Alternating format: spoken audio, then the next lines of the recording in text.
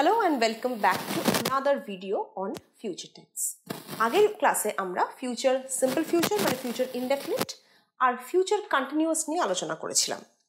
আশা করি তোমাদের কোনো কনফিউশন নেই, কারণ আমরা অলরেডি প্রেজেন্ট আর পাস্টের 4-8টা ভাগ কিন্তু পড়ে ফেলেছি। ফিউচারেও সেম জিনিস। আজকের ক্লাসে শিখব ফিউচার পারফেক্ট আর ফিউচার পারফেক্ট কন্টিনিউয়াস। একটা কথা বলে রাখি, টেন্সে আমরা যে কথাবার্তা বলি, আমরা যে নর্মাল কনভারসেশন করি, রেগুলার যে ডেইলি কনভারসেশন করি, সেখানে কিন্তু আজকে যে দুটো টেন্স শেখাবো খুব একটা কাজে লাগে না, আমরা খুব একটা ইউজ করি না, কিন্তু শিখতে তো আমাদের হবেই, কারণ অসম্পূর্ণ শিক্ষা কিন্তু তোমাদের কোনো কাজে আসবে না। তোমাদের যদি কেউ বলে যে 12টা টেন্স জানিস, তোমরা কনফিডেন্টলি বলতে পারবে না হ্যাঁ জানি, জানাটা দরকার, কিন্তু জানবে এইগুলো ইউজ খুব কম হয়। আজকে আমরা কি শিখবো? আজকে শিখবো ফিউচার পারফেক্ট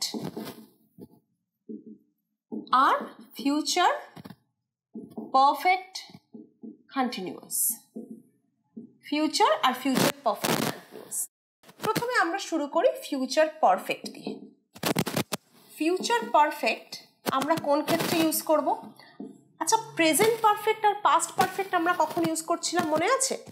কোনো কাজ হয়ে গেছে, প্রেজেন্ট পারফেক্টের ক্ষেত্রে রিসেন্টলি শেষ হয়েছে কোনো কাজ, তখন প্রেজেন্ট পারফেক্ট। পাস্ট পারফেক্টের ক্ষেত্রে সুদূর অতীতে কোনো কাজ শেষ হয়ে গেছে, সেইটা বোঝাতে past perfect.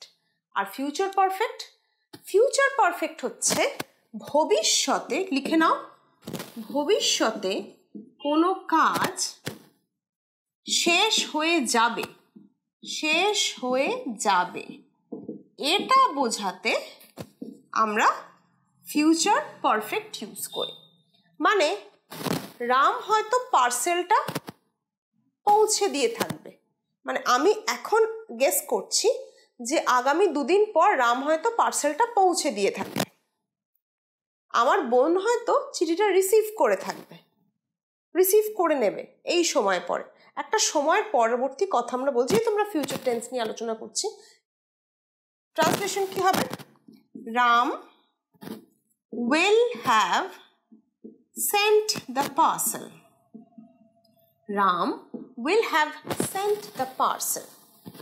My sister will have received the letter.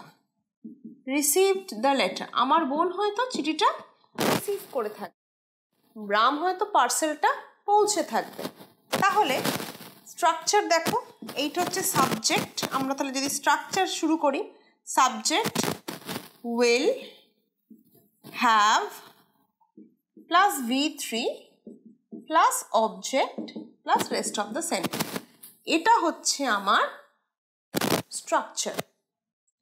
Subject will have ভার্বের third form plus object plus rest of the sentence. লিখে নাও, আমরা আরও এক্সাম্পলস দেখব কিভাবে ইউজ হয়, কখন ইউজ হয়, আরও কয়েকটা ডিসকাস করব, যাতে তোমাদের আর কোনো কনফিউশন না থাকে। ততক্ষণ এই স্ট্রাকচারটা লেখো, এক্সাম্পলস লেখো, আর কোনো কনফিউশন আছে কিনা এই অবধি সেটা জানো, কনসেপ্ট যদি ক্লিয়ার হয়ে গিয়ে থাকে সেটাও জানো। আরও কয়েকটা এক্সাম্পলস দেখি চলো ফিউচার পারফেক্টের। আমার পরীক্ষা হয়ে গিয়ে থাকবে, মাই এক্সাম will have finished. আমার পরীক্ষা শেষ হয়ে গিয়ে থাকবে, my exam will have finished by next month. আগামী মাসের মধ্যে আমার পরীক্ষা শেষ হয়ে গিয়ে থাকবে, আগামী মাসের মধ্যে আমার পরীক্ষা শেষ হয়ে গিয়ে থাকবে। আমার ভাই অফিস থেকে ফেরত চলে আসবে, my brother will have returned from office. My brother will have returned from office. আমার পরীক্ষা শেষ হয়ে গিয়ে থাকবে, my exam will have finished by next month. আমার ভাই ফিরে এসে থাকবে, my brother will have returned from office. বুঝতে পারছো? তাহলে আবার subject plus will plus have plus V3 plus object বা rest of the sentence. Main structure তোমার এটা, মেন স্ট্রাকচার তোমার এটা। আশা করি বুঝতে কোনো প্রবলেম নেই। যদি প্রবলেম হয়, যেটা ডাউট আছে, যেটা কোয়েশ্চেন, সেটা কমেন্ট বক্সে লেখো। আর যদি ক্লিয়ার হয়ে গিয়ে থাকে, বুঝতে পেরে থাকো, রাইট, যে কনসেপ্ট ক্লিয়ার, তাহলে বুঝতে পারবো যে এইটা স্ট্রাকচারটা বুঝতে পেরে গেছো। তাহলে কোনো কাজ আগামী দিনে হয়ে গিয়ে থাকবে, এইটা বোঝাতে শুধুমাত্র আমরা ফিউচার পারফেক্ট টেন্স ইউজ করব। পারফেক্ট যদি কোনো কাজ শেষ হয়ে যাওয়া বোঝায়, তাহলে পারফেক্ট কন্টিনিউয়াস কি বোঝায়? কোনো কাজ চলতে থাকবে একটা ডিউরেশন ধরে। প্রেজেন্ট পারফেক্ট কন্টিনিউয়াস বা পাস্ট পারফেক্ট কন্টিনিউয়াস, দুটো ক্ষেত্রে আমরা দেখেছি ইট ইন্ডিকেটস আ টাইম ডিউরেশন, একটা সময়ের ব্যবধান এটা নির্দেশ করে। ভবিষ্যতের ক্ষেত্রে তাই করবে। ফিউচার পারফেক্ট কন্টিনিউয়াসে কি বোঝাবে? ভবিষ্যতে কোনো কাজ, লিখে নাও, ভবিষ্যতে কোনো কাজ একটা নির্দিষ্ট সময় ধরে চলতে থাকবে, এটা বোঝাতে আমরা ফিউচার পারফেক্ট কন্টিনিউয়াস ইউজ করি। একটা কাজ একটা ডিউরেশন ধরে চলবে। প্রেজেন্ট পারফেক্টের ক্ষেত্রে অতীতে কাজটা শুরু হয়ে বর্তমানে চলছে। পাস্ট পারফেক্ট কন্টিনিউয়াসের ক্ষেত্রে অতীতে কাজটা শুরু হয়ে অতীতেই শেষ হয়েছে। আর ফিউচার পারফেক্ট কন্টিনিউয়াসের ক্ষেত্রে ভবিষ্যতে কাজ শুরু হয়ে ভবিষ্যৎ অবধি চলবে, ভবিষ্যতেই শেষ হবে। এরকম ক্ষেত্রে কিন্তু আমরা ফিউচার পারফেক্ট কন্টিনিউয়াস ইউজ করব। কিরকম? ধরো রিয়া আগামী মাসে ট্রাভেল করতে থাকবে, তাহলে ট্রাভেল করার কাজটা কিছুদিন যাবৎ চলবে। এই কিছুদিন যাবৎ ধরে চলার কোনো কাজ বোঝাতে আমরা কিন্তু ফিউচার পারফেক্ট কন্টিনিউয়াস ইউজ করব। রিয়া আগামী মাসে ট্রাভেল করতে থাকবে। Riya will have been traveling next month.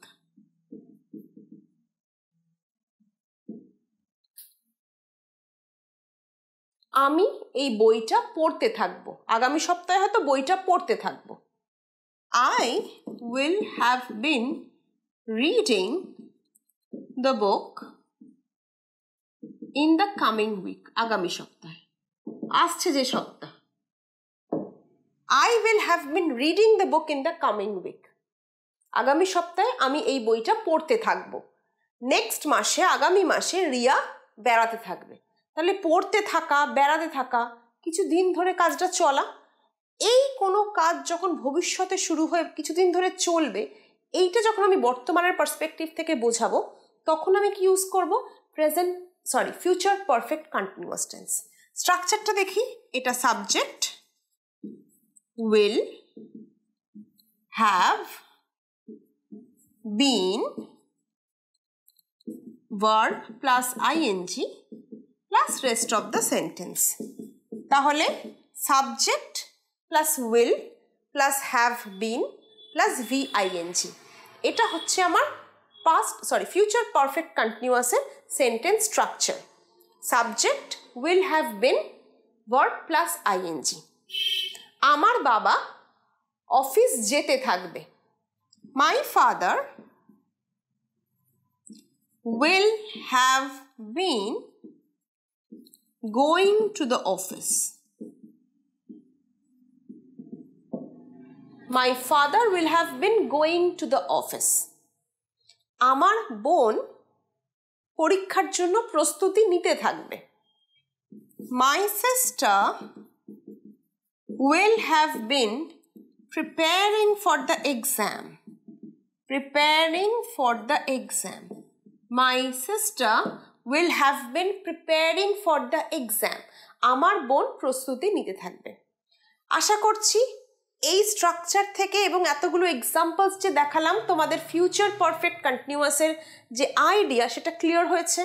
কোথায় এই সেন্টেন্স বা এই টেন্সটা কোন কোন সেন্টেন্সে কোন কোন সিচুয়েশনে ইউজ করবে সেইটা আইডিয়া ক্লিয়ার হয়েছে। যদি আইডিয়া ক্লিয়ার হয়ে থাকে প্লিজ রাইট ক্লিয়ার।